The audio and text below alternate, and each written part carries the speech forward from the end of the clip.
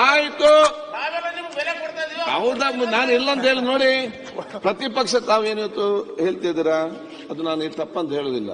ಸರ್ಕಾರದೆಲ್ಲ ಮಂತ್ರಿಗಳೆಲ್ಲರೂ ಕೂಡ ಇರಲೇಬೇಕು. ಅವ್ರು ಇಲ್ಲದನ್ನು ಯಾರಿಗೂ ಸಹಿಸಲಿಕ್ಕೆ ಆಗುದಿಲ್ಲ. ಈ ಸರ್ಕಾರದ ಮರ್ಯಾದೆಯನ್ನು ಮಂತ್ರಿಗಳೇ ತೆಗಿತಾರೆ ಅಷ್ಟೇ. ಇಷ್ಟು ಉತ್ತಮವಾದ ಕೆಲಸ ಮಾಡಿಕೊಂಡು ಸರಿಯಾದ ಸಮಯಕ್ಕೆ ಬರದೆ ಈ ಮಂತ್ರಿಗಳೇ ಆ ಒಂದು ಗೌರವ ತೆಗಿತಾರೆ. ಬೇರೆಲ್ಲ ಕೆಲಸ ಮಾಡಿಕೊಂಡು ಇವತ್ತು ಆಯ್ತು ನೋಡಿ, ಕೇಳಿ ಮುನಿಯಪ್ಪನ ಮಂತ್ರಿ ಅವರು ಕೇಳಿ, ಇಲ್ಲಿ ಸಂಜೆ ಹೊತ್ತು ಆಗುವ ಕೃಷ್ಣ ಬೈರಾಗ್ ಒಬ್ಬ ಬಿಟ್ಟು ಬೇರೆ ಯಾರು ಇಲ್ಲ. ಅವ್ರು ಇದ್ದ ಕಾರಣ 4 ಜನ ಮಾತಾಡಿದ್ರು. ಊರಿಗೊಬ್ಳೆ ಅವ್ರೊಬ್ಬರು ಇಲ್ಲದಿದ್ರೆ ಅವ್ರಿಗೆ ಮಾತಾಡುವ ಅವಕಾಶ ಇರಲಿಲ್ಲ. ನಾವೆಲ್ಲರೂ ಕೂಡ ಸಾಯಂಕಾಲ ತಗೊಳ್ತೇವೆ. ಈ ಅಸೆಂಬ್ಲಿಯಲ್ಲಿ ಮಂತ್ರಿಗಳಿಗೆ ಬರ್ಲಿಕ್ಕೆ ಇಷ್ಟ ಇಲ್ಲದ ಲೇಟ್ ಆಗಿದೆ, ಮತ್ತೆ ಯಾಕೆ ಮಂತ್ರಿ ಆಗಬೇಕು? ಬರುವವರು ಕೂತ್ಕಳಿಸಿ ಅಲ್ಲ, ಮಂತ್ರಿ ಆಗ್ಬೇಕಂತೆ. ಅಸೆಂಬ್ಲಿಗೆ ಬಂದು ಕೂತ್ಕೊಂಡು ಉತ್ತರ ಕೊಡ್ಲಿಕ್ಕೆ ಸರ್ಕಾರದ ಪರವಾಗಿ ನಿಲ್ಲಕ್ಕೆ ಆಗುದಿಲ್ಲ. ಅದನ್ನೇನ್ ಮಾಡಬೇಕಾದ್ರೆ ನೀನು ಅವರೊಬ್ಬರು ಇಲ್ಲದಿದ್ರೆ 5-6 ಜನ ಮಾತಾಡ್ಲಿಕ್ಕೆ ಆಗ್ತದ? ನಮ್ಗೆ ಎಷ್ಟು ಸಮಯ ಇದಾಗ್ತಿತ್ತು. ಈಗ ಬೆಳಿಗ್ಗೆ ಅವ್ರು ಕರೆಕ್ಟ್ ಈಗ ತೆಕ್ಕೊಂಡು ನಮ್ದು ಕಾರ್ಯಕ್ರಮದೆಲ್ಲ ಇದೆ. ಅದು ಅವ್ರು ಹೇಳಿದಾಗ ತಪ್ಪಂತ ಹೇಳಿಕ್ಕೆ ಆಗುದಿಲ್ಲ ಅಲ್ಲ, ಅದು ನಮ್ಗೆ ಡಿಫೆಂಡ್ ಮಾಡ್ಲಿಕ್ಕೆ ಎಲ್ಲಿ ಕೂಡ ಆಗುದಿಲ್ಲ. ಈಗ ಬೇಗ ಮುಗಿಸಿ ಮತ್ತೆ ಬಿಲ್ ನಾವು ತೆಗೊಳ್ಳುವ. ನೀವು ಮಧ್ಯಾಹ್ನ ಮಾತಾಡಿ. ಸನ್ಮಾನ್ಯ ಅಧ್ಯಕ್ಷರೇ, ನಮ್ಮ ನಾಯಕರು ಪದೇ ಪದೇ ಪದ್ಮಾವತಿ ಅಂತಾರೆ. ಯಾರಿಗೆ ಪದ್ಮಾವತಿ ನನ್ಗೆ ಗೊತ್ತಿಲ್ಲ. ನೀವೇ ಹೇಳಿ ಯಾವ್ದಕ್ಕೆ ಅಂತ ಹೇಳ್ಬಿಡಿ. ಅಲ್ಲ, ಯಾವ್ದಕ್ಕೆ ಅಂತ ಹೇಳಿ, ಯಾವ್ದಕ್ಕೆ ಅಂತ ಹೇಳಿ. ಉಳಿದವನೊಬ್ಬ ಗೌಡ ಅಂತ ನಾವು ಕೇಳಿದ್ದೀವಿ. ನಮ್ ನಾಯಕರಿಗೆ ಇದು ಯಾವ್ದು ಪದ್ಮಾವತಿ ಇದು ಗೊತ್ತಿಲ್ಲ. ನನ್ಗೆ ಏನ್ ಗೊತ್ತಿಲ್ಲ. ಪದೇ ಪದೇ ಪದ್ಮಾವತಿ ಅಂತಾರೆ. ಅದಕ್ಕೆ ನಮ್ಗೆ ಉಳಿದವನೊಬ್ಬ ಗೌಡ ಬೆಳಿಗ್ಗೆ ಬರೋದಲ್ಲ, ಸಂಜೆ ಬೇಕಲ್ಲ.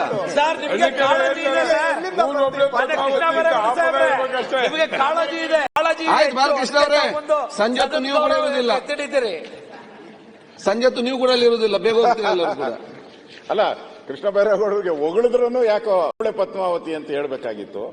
ಬಿರಿ ಪದ್ಮಾವತಿ ಅಂತ ಹೇಳಿದೆ. ಬೇಡ, ಇನ್ಮೇಲೆ ಊರಿಗೊಬ್ಬರೇ ಆಳೂರಿಗೆ ಉಳಿದವನೇ ಗೌಡ, ಬೇರೆ ಊರಿಗೆ ಉಳಿದವನೊಬ್ಬ ಗೌಡ ಅಂತ ಕೇಳಿದೀವಿ. ಆದ್ರೆ ಈ ಮಾತು, ಈ ನಾಡ್ನುಡಿ ನಾನು ಕೇಳಿಲ್ಲ ಅಂತ ಹೇಳಿದೆ ಅಷ್ಟೇ. ಅದು ಅಲ್ಲದೆ ಕಾನೂನು ಸಚಿವರೇ, ಒಂದ್ ಸೆಕೆಂಡ್, ಕಾನೂನು ಸಚಿವರೇ, ಈಗ ನಮ್ಮ ಕೆಲವೊಂದು ಮಂತ್ರಿಗಳು ಕೂಡ ಮುಖ್ಯಮಂತ್ರಿಗಳು ಬಂದಾಗ ಎಲ್ಲ ಬಂದು ಕೂತ್ಕೊಳ್ತಾರೆ. ಆಗ ಬೇಡ, ಮುಖ್ಯಮಂತ್ರಿ ನಿಭಾಯಿಸ್ತಾರೆ. ಮುಖ್ಯಮಂತ್ರಿ ಇಲ್ಲದಾಗ ಬರ್ಬೇಕಲ್ಲ, ಅವ್ರು ಬಂದಾಗ ಬರೋದು, ಕೂತ್ಕೊಳ್ಳಿದ್ದಾಗ ಬಂದು ಹೋಗುದು, ಏನ ಪ್ರಯೋಜನ ಇದೆಲ್ಲ. ಅಧ್ಯಕ್ಷರೇ, ಮುಖ್ಯಮಂತ್ರಿಗಳು ಮಾತಾಡೋನು ಅವ್ರು ಇರುವುದಿಲ್ಲ. ಅವರು ಪ್ರತಿಪಕ್ಷ ಮಾತಾಡಾಗ ಆಯ್ತು, ಬೇಗ ಮುಗಿಸ್ಲಿ. ಉಪಮುಖ್ಯಮಂತ್ರಿ ಮಾತಾಡಕ್ ಸಿದ್ದರಾಮಯ್ಯ ಅವ್ರು ಗುಂಪು.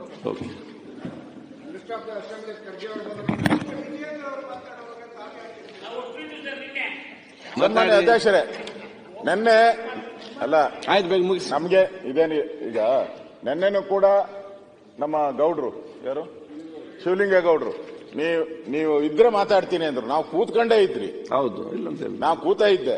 ಆಮೇಲೆ ಶಿವಲಿಂಗೇಗೌಡ್ರೆ ಕಾಣೆ ಆಗೋಗ್ಬಿಟ್ರು. ಕಾಣೆದಂತೆ ಮಾಯ ಔಟ್. ಹಾಸನ್ ಕಡೆ ಓಡೋಗ್ಬಿಟ್ರು. ಅವರು ಅರಸೀಕೆರೆ ಕಡೆ ಓಡೋಗ್ಬಿಟ್ರು. ಕಂಟಿನ್ಯೂ ಮಾಡಿ. ಸನ್ಮಾನ್ಯ ಅಧ್ಯಕ್ಷರೇ, ಯಾರು ಕೂತ್ಕೊಂಡು ಮಾತಾಡೋದು ಬೇಡ ಅಲ್ಲಿ. ಈಗ ತಾವು ಬಿಲ್ಲು ಬಗ್ಗೆನೂ ಹೇಳಿದ್ರಿ. ಬಿಲ್ಲು ಓದಕ್ಕೂ ಮಂತ್ರಿಗಳಿಲ್ಲ. ತಾವು ಸರಿಯಾಗಿ ಬುದ್ಧಿವಾದ ಹೇಳಿದ್ರೆ ಇನ್ನಾದ್ರೂ ಪಾಠ ಕಲ್ತ್ಕೊಂಡ್ಲಿ. ಮಂತ್ರಿಗಳೆಲ್ಲ ಪಾಠ ಕಲ್ತ್ಕೊಂಡು ಚಾಟಿ ಬೀಸಿದ್ದೀರ, ಸರಿಯಾಗಿ ಚಾಟಿ ಬೀಸಿದ್ದೀರ. ಗೌರವ ಇದ್ರೆ ಅವ್ರ ಮೇಲೆ ನಡ್ಕೊಂಡ್ಲಿ ಸರಿಯಾಗಿ. ಮಾಡಲ್ಲಾಗ್ಬೇಕು. ನಾವೆಲ್ಲ 9:45 ಇಲ್ಲಿ ಬಂದಿದ್ರಿ ಅಧ್ಯಕ್ಷರೇ. ಅವರು ಬರ್ಬೇಕು, ಹಾಗೆ ಬರ್ಬೇಕು. ಸನ್ಮಾನ್ಯ ಅಧ್ಯಕ್ಷರೇ, ನಾನು ಹಂಪಿ ಒಂದು ಪ್ರತಿಷ್ಠಿತವಾದ ದೇಶದಲ್ಲೇ ಅಂತಾರಾಷ್ಟ್ರೀಯ ಮಟ್ಟದಲ್ಲಿ ಖ್ಯಾತಿ ಪಡೆದಿರುವಂತಹ ಹಂಪಿ ಇದು. ಇವತ್ತು ನನಗೆ ಅಲ್ಲಿನ ಪೊಲೀಸ್ ಅಧಿಕಾರಿಗಳ ಜೊತೆ ಮಾತಾಡಿದೆ. ಅವರೇ ಹೇಳ್ತಾರೆ ಎಲ್ಲ ಖಾಲಿ ಮಾಡ್ಕೊಂಡು ಹೋಗ್ತಾ ಇದಾರಂತೆ. ಮೋರ್ ದನ್ 60% ಇಸ್ರೇಲಿಂದ ಬರ್ತಾರೆ. ಇಸ್ರೇಲಿಂದ ಬರುವಂತದ್ದು 2 ಇಲ್ಲಿ ಬರ್ತಾರೆ ಮತ್ತು ಹಿಮಾಚಲ್ ಪ್ರದೇಶಕ್ಕೆ ಹೋಗ್ತಾರೆ. 2 ಕಡೆ ಹೋಗ್ತಾರೆ ಅವರು. ಅವ್ರಿಗೆ ಇಲ್ಲಿ ಸೇಫ್ಟಿ ಅನ್ನೋ ದೃಷ್ಟಿಯಿಂದ ಬರ್ತಾರೆ. ಈ ಇಸ್ರೇಲ್ ಮಹಿಳೆ ರೇಪ್ ಆದ್ಮೇಲೆ ಎಲ್ಲ ಖಾಲಿ ಮಾಡ್ಕೊಂಡು ಹೋಗ್ತಾ ಇದ್ದಾರೆ. ಅಲ್ಲಿರುವಂತ ಹೋಮ್ ಸ್ಟೇಗಳವರು ಎಲ್ಲ ಕನ್ನಡದವರು, ನಮ್ಮ ಕರ್ನಾಟಕದವರು. ಅವರೆಲ್ಲ ಬಾವೆ ಮಾಡ್ಕೊಂತಾರೆ. ಅವನ ಅನ್ನಕ್ಕೆ ಬಂದಿದೆ ಪತ್ರಿಕೆಯಲ್ಲಿ, ಅನ್ನಕ್ಕೆ ಕೂಳಿಗೋಸ್ಕರ ಹೋರಾಟ ಮಾಡುವಂತ ಹೋಮ್ ಸ್ಟೇಗಳು ಅಂತ ಹಾಕಿದ್ದಾರೆ. ಅಂದ್ರೆ ಒಂದ್ ಕಡೆ ನಮ್ಮ ಪ್ರವಾಸೋದ್ಯಮ ಹಾಳಾಗೋಯ್ತು, ಇನ್ನೊಂದ್ ಕಡೆ ಫಾರಿನರ್ಸ್ ಯಾರು ಡಾಲರ್ ನಮಗೆ ಬರ್ತಾ ಇತ್ತು, ಆ ಡಾಲರ್ ಹೊರಟೋಯ್ತು. ಮತ್ತು ಹಂಪಿಗೆ ಕೆಟ್ಟ ಹೆಸರು ಬಂದೋಯ್ತು. ವಿಶ್ವವಿಖ್ಯಾತ ಹಂಪಿ ಇವತ್ತು ಈ ಗ್ಯಾಂಗ್ ರೇಪ್ ಆಗಿರೋದ್ರಿಂದ ಬರ್ತಕ್ಕಂಥ ವಿದೇಶಿಯ ಇನ್ನೊಂದು 10 ವರ್ಷ ಬೇಕು ಅವ್ರ ಮತ್ತೆ ಕನ್ವಿಯನ್ಸ್ ಆಗಿ ಇಲ್ಲಿ ಲಾಂಡ್ ಆರ್ಡರ್ ಸರಿ ಇದೆ ಅಂತ ಹೇಳಕ್ಕೆ. ಸೊ ಅಷ್ಟು ರೇಪ್ ಆಗಿ ಈಗ ಸರ್ಕಾರ ಏನ್ ಹೇಳ್ತಾ ಇದೆ ಅಂದ್ರೆ ಹೋಮ್ ಸ್ಟೇಗಳ ಮೇಲೆ ಹಾಕ್ಬಿಟ್ಟಿದೆ. ಹೋಮ್ ಸ್ಟೇಗಳು ರೆಗ್ಯುಲೈಸ್ ಮಾಡ್ತೀರಿ, ಪ್ರತಿಯೊಂದಕ್ಕೂ ನಾವು ಸಂಖ್ಯೆ ಕೊಡ್ತೀರಿ, ನಂಬರ್ ಕೊಡ್ತೀರಿ, ಅವ್ರ ಹತ್ರ ಫೀಸ್ ಕಲೆಕ್ಟ್. ಇದೇ ಜ್ಞಾನ ಮೊದಲೇ ಇರ್ಬೇಕಾಯ್ತಲ್ಲ. ಮೊದಲೇ ಇದ್ದಿದ್ರೆ ಈ ಜ್ಞಾನ ಇದಾಗ್ತಾನೆ ಇರಲಿಲ್ಲ. ಹೋಮ್ ಸ್ಟೇ ನಡೆಸುವಂತ ಮಹಿಳೆ ಮೇಲೂ ಅತ್ಯಾಚಾರ ಮಾಡಿದ್ದಾರೆ, ಬರೀ ಫಾರಿನರ್ ಅಲ್ಲ, ಅವ್ರ ಮೇಲೂ ಅತ್ಯಾಚಾರ ಮಾಡಿದ್ದಾರೆ. ಇಷ್ಟೆಲ್ಲ ಆದ್ಮೇಲೂ ಕೂಡ ನಮ್ದು ಅವ್ರ್ಯಾರೋ ಹೇಳ್ತಾ ಇದ್ರು, ಏನೋ ಕೊಡಪ್ಪ ಅದು ನೆನ್ನೆನೂ ಕೂಡ ಮುಖ್ಯಮಂತ್ರಿಗಳು ಹೇಳ್ತಾ ಇದ್ರು, ನಮ್ಗೆ ಫಾರಿನ್ ಅವರೆಲ್ಲ ಹೊಗಳಿದ್ದಾರೆ ಅಂತ. ಸುನೀಲ್ ಹೇಳ್ತಾ ಇದ್ವಿ, ಆ ಫಾರಿನ್ ಅವರೆಲ್ಲ ಹೊಗಳಿದ್ದಾರೆ ಅಂತ ಹೇಳ್ತಾ ಇದ್ರು. ಆಕ್ಚುಲಿ ಮುಖ್ಯಮಂತ್ರಿಗಳು ಒಂಥರ ದಾರಿ ತಪ್ಪಿಸಿದ್ದಾರೆ ಅಂತ ಅನಿಸ್ತದೆ. ಅದು ಈ ಪ್ರಮೇಯ ಕುರಿತು ತಿಳಿದುಕೊಳ್ಳಲು ವಿಶ್ವಸಂಸ್ಥೆಯ ಮುಖ್ಯಸ್ಥರು ರಾಜ್ಯಕ್ಕೆ ಬಂದು ನಮ್ಮ ಯೋಜನೆಗಳನ್ನು ಮುಕ್ತಖಂಡದಿಂದ ಹೊಗಳಿದ್ದಾರೆ ಅಂತ ಅವರು ಕರ್ನಾಟಕ ರಾಜ್ಯಪಾಲರ ವಿಧಾನಮಂಡಲದ ಭಾಷಣದಲ್ಲಿ ಹೇಳಿದ್ದಾರೆ. ಸನ್ಮಾನ್ಯ ಅಧ್ಯಕ್ಷರೇ, ಇಲ್ಲಿ ಒಂದ್ ಕಡೆ ವಿಶ್ವದ ಭೂಪಟದಲ್ಲಿ ಹಂಪಿ ಮಾನ ಮರ್ಯಾದೆ ಎಲ್ಲ ಹೋಗ್ತಾ ಇದೆ. ಇನ್ನೊಂದ್ ಕಡೆ ಸರ್ಕಾರ ಹೇಳ್ತಾ ಇದ್ದಾರೆ ನಮ್ಗೆ ವಿದೇಶದ ಜನ ಎಲ್ಲ ಆಡಿ ಹೊಗಳಿ ನಮ್ಮನ್ನು ಅಟ್ಟಕ್ಕೇಳಿಸಿದ್ದಾರೆ ಅಂತ ಹೇಳಿ.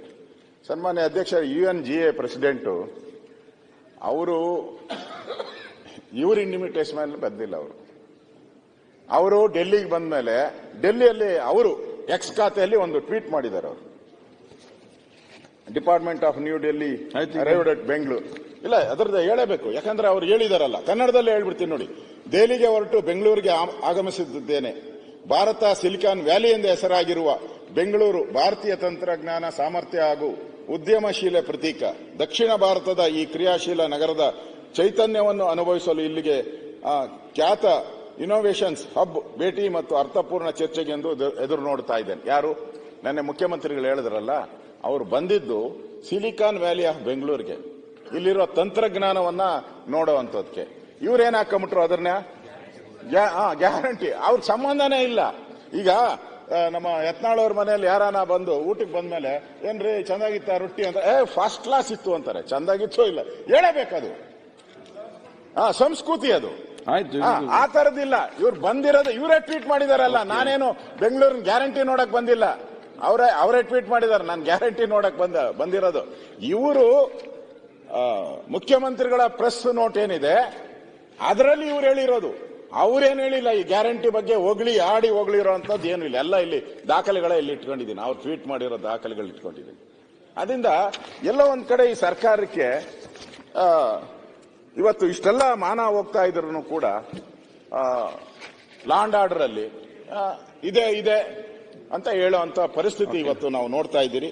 ಅದರಿಂದ ಇವತ್ತು ಇಲ್ಲ ಅಧ್ಯಕ್ಷರೇ, ಇನ್ನು ಈ ಚಿನ್ನ ಕಳ್ಳ ಸಾಗಾಣಿಕೆದು ಕೂಡ ಮಂತ್ರಿಗಳ ಮೇಲೆ ಬರ್ತಾ ಇದೆ.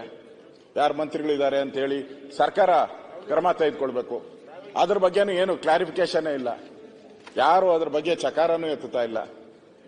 ಅಂದ್ರೆ ಈ ಸರ್ಕಾರದಲ್ಲಿ ಕಾನೂನು ಸುವ್ಯವಸ್ಥೆ ಇವತ್ತು ಇದೆ ಅಂತ ಅನ್ಸೋ ಅಂತ ಪ್ರಮೇಯನೇ ಕಾಣ್ತಾ ಇಲ್ಲ. ಉಳಿದದ್ದು ಬೇರೆ ನಮ್ಮ ಎಲ್ಲರೂ ಕೂಡ ಮಾತಾಡ್ತಾರೆ. ನನ್ಗನ್ಸೋಂಥದ್ದು ಇವತ್ತು ಕನ್ನಡದ ಜನನ ಬೈದಿರುವಂತ ಕೆಟ್ಟ ಪದ ಪಾಕಿಸ್ತಾನ ಜಿಂದಾಬಾದ್ ಅಂತ ಕೂಗಿರುವಂತದ್ದು ರಾಮನಗರದಲ್ಲಾಗಿರೋ ಘಟನೆ, ಇದೆಲ್ಲರೂ ಕೂಡ ಇಡೀ ಸದನ ನಾವೆಲ್ಲರೂ ತಲೆ ತಗ್ಸುವಂತ ಘಟನೆ ಆಗಿದೆ. ಇಷ್ಟಿದ್ರೂ ಕೂಡ ಸರ್ಕಾರ ಏನು ಮಾಡ್ತಾ ಇಲ್ಲ.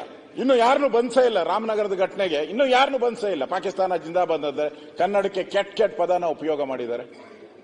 ಯಾರನ್ನು ಬಂಧಿಸೇ ಇಲ್ಲ. ಇಂಥ ಒಂದು ಘಟನೆಗಳಾದ್ರೆ ಈ ಸರ್ಕಾರ ಬದುಕಿದೆಯಾ ಸತ್ತಿದೆಯಾ? ಸರ್ಕಾರ ಯಾವಾಗ ತೊಲಗ್ತೈತೆ ಅಂತ ಜನ ಕಾಯ್ತಾ ಇದ್ದಾರೆ. ಇಡೀ ರಾಜ್ಯದಲ್ಲಿ ಇವತ್ತು ಕಾನೂನು ಸುವ್ಯವಸ್ಥೆ ಹದಗೆಟ್ಟೋಗಿದೆ. ಇವತ್ತು ಹೇಳೋರು ಕೇಳೋರು ಎಲ್ಲ ಗೂಂಡಾ ರಾಜ್ಯ ತರ ಆಗೋಟಿದೆ. ಗೂಂಡಾ ರಾಜ್ಯ ಹೆಂಗಿದೆಯೋ ಹಂಗೆ ಹೇಳೋರು ಕೇಳೋರು ಯಾರು ಇಲ್ಲ. ಗೂಂಡಾ ರಾಜ್ಯದ ಮಾದರಿಯಲ್ಲಿ ಇವತ್ತು ಸರ್ಕಾರ ನಡೀತಾ ಇದೆ. ಲಂಗು ಲಗಾಮ್ ಇಲ್ಲ. ಮುಖ್ಯಮಂತ್ರಿಗಳು ಅದೇನೋ ಯಾಕೆ ಹಿಂಗ್ ಆಡ್ತಾ ಇದಾರೋ ಗೊತ್ತಿಲ್ಲ. ಮುಖ್ಯಮಂತ್ರಿಗಳು ಗಮನ ಇಲ್ಲ. ಇಲ್ಲಿ ನೋಡಿ, ಸದನದಲ್ಲೇ ಮಂತ್ರಿಗಳು ಕಂಟ್ರೋಲ್ ಇಲ್ಲ.